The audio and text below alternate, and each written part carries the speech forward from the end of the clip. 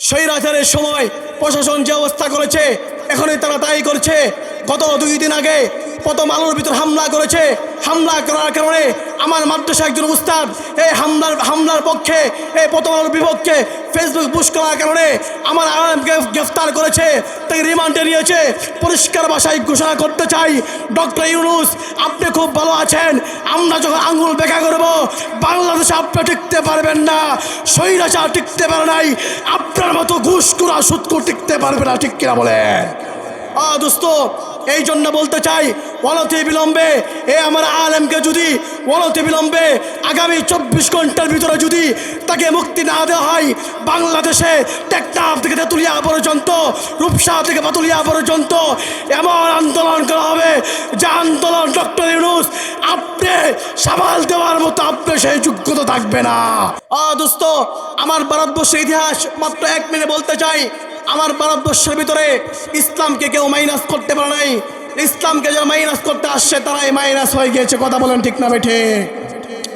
শুধু তাই নয়, ভারতবর্ষের ভিতরে লাল কুত্তার বাহিনী ইংরেজটা ছিল, তারা বলেছিল এই ভারতবর্ষের ভিতরে আমরা শাসন করেছি 190 বৎসর, ইংরেজ শাসন করেছে। তারা বলেছে এই ভারতবর্ষের ভিতরে ইসলাম থাকতে পারবে না, মুসলমান থাকতে পারবে না, টুপিওয়ালা থাকতে পারবে না, এই কথা বলেছিল। হুজুরদেরকে বলেছিল, হুজুর আপনাদের এত যুদ্ধ জিহাদের কথা বলার কোনো দরকার নাই, আপনারা মসজিদ মাদ্রাসা খানকা নিয়ে থাকেন, আমরা আপনাদেরকে হাতিয়া টোপা দিয়া আপনাদের পকেট ভর্তি করে দিব, আপনারা এগুলো কইলেন না।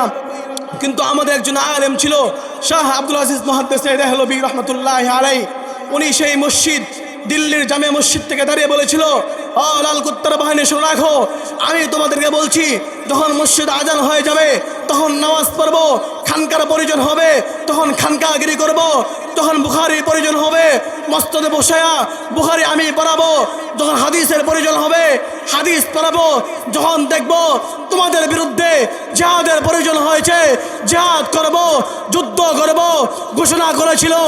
আজকের পর থেকে ভারতবর্ষের ভিতরে ইংরেজদের বিরুদ্ধে প্রত্যেকটা মুসলমানের জন্য জিহাদ ফরজ হয়ে গিয়েছে। সমস্ত মানুষ ঐক্যবদ্ধ হয়েছে, জিহাদের জন্য তারা প্রস্তুতি গ্রহণ করেছে। দোস্ত, এরপরে কি হয়েছে? ইংরেজটা কি করেছে দোস্ত? ইতিহাস একটু বলি, একটু শোনো। অনেক ইতিহাস শুনেছ, এই ভারতবর্ষের ইতিহাস একটু শোনো, আলেমদের ইতিহাস শোনো। দিল্লি থেকে ঢাকা পর্যন্ত এমন কোনো গাছ ছিল না যে গাছের ভিতরে আলেমদেরকে ফাঁসি দেওয়া হয় নাই, এমন কোনো গাছ ছিল না যে গাছের ভিতরে আলেমদেরকে হত্যা করে নাই। একজন আলেমকে মাঝখানে রেখে 2টা ঘোড়া রেখে 2 ঘোড়া পায়ের ভিতরে রশি বেঁধে আলেমদেরকে ছিঁড়ে ফেলা হয়েছে, আলেমদেরকে হত্যা করা হয়েছে। তলের ভিতরে আলেমদেরকে পোড়া হয়েছে, আলেমদেরকে হত্যা করেছে। তারপরেও আলেমরা বলেছে ভারতবর্ষ থেকে ওরা মাইনাস হয়ে যাবে, ইসলাম মাইনাস হবে না। ইসলাম আল্লাহ দিয়েছে, কিয়ামত পর্যন্ত ইসলাম থাকবে। ইসলামকে যারা মাইনাস করতে চাবে ওরা মাইনাস হয়ে যাবে, ওরা মাইনাস হয়ে যাবে, কথা বলেন ঠিক না বেঠিক? দোস্ত, শুধু তাই নয়, এরপরে কি হয়েছে?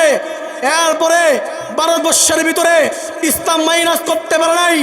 190 বছর শাসন করা পরে লাল কুত্তার বাহিনী ইংরেজ যারা ছিল তারা লেজ গুটিয়ে ভারতবর্ষ থেকে পালাতে বাধ্য হয়েছে।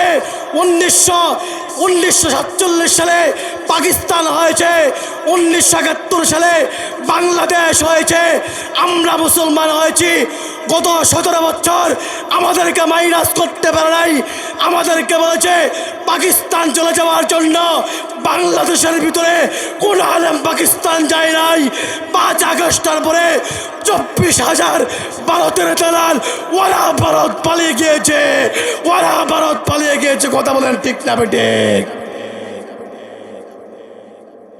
দোস্ত, আলেমরা কেন দালালি করে না? আলেমরা কেন দালালি করে না? আলেমরা কোনো ব্যক্তির দালালি করে না, ওরা আল্লাহর দালালি করে, ওরা দিনের দালালি করে, কথা বলেন ঠিক না বেঠিক? আমাদেরকে অনেকে বলেছিল ওই সময়, হুজুর চলুন আমরা খেলাধুলা করি। আমরা 15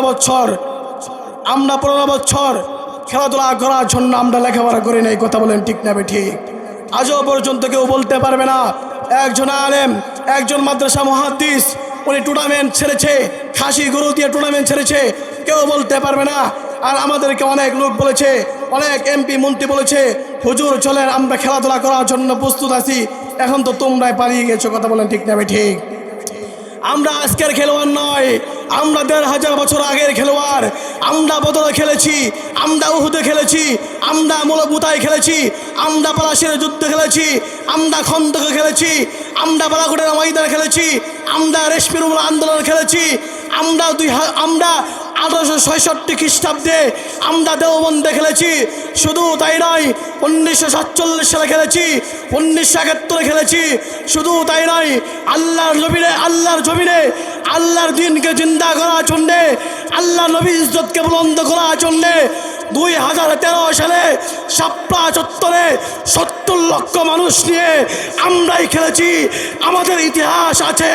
শুধু তাই নয়, ২০২৪ সালে ২,০০০ ছাত্র জনতার রক্তের মাধ্যমে আমরাই খেলেছি। আবার যদি পরিচয় হয়, ২,০০০ নয়, ২ লক্ষ নয়, ২ কোটি ছাত্র জনতার মাধ্যমে বাংলাদেশে আবার খেলতে আমরা প্রস্তুত, আবার খেলতে আমরা প্রস্তুত। কথা বলেন ঠিক না ঠিক? দোস্ত, এই জন্য আমাদেরকে খেলাধুলা করার জন্য ডাকবেন না দয়া করে। আমরা জাতির সূর্য সন্তান, আমরা বুঝি কখন কি করতে হবে। আমাদেরকে খেলাধুলা করার জন্য ডাইকেন না। আমরা সর্বাবস্থায় মাঠে ময়দানে থাকি, আমরা খেলতে প্রস্তুত আছি। আমরা ১,৫০০ বছর আগেও খেলেছি, এখনও খেলতে পারবো। কথা বলেন ঠিক না ঠিক? খেলার জন্য প্রস্তুত থাকবেন তো ইনশাআল্লাহ? প্রস্তুত থাকবেন তো ইনশাআল্লাহ? সর্বশেষ একটা কথা বলে আমি শেষ করে দিচ্ছি, মেহমান চলে আসছে।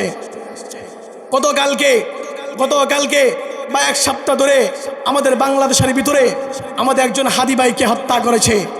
দেশপ্রেমিক নৌজওয়ান যুবক, দেশপ্রেমিক, আল্লাহ প্রেম তার অন্তরের ভিতরে ছিল, তার অন্তরের ভিতরে দেশপ্রেম ছিল।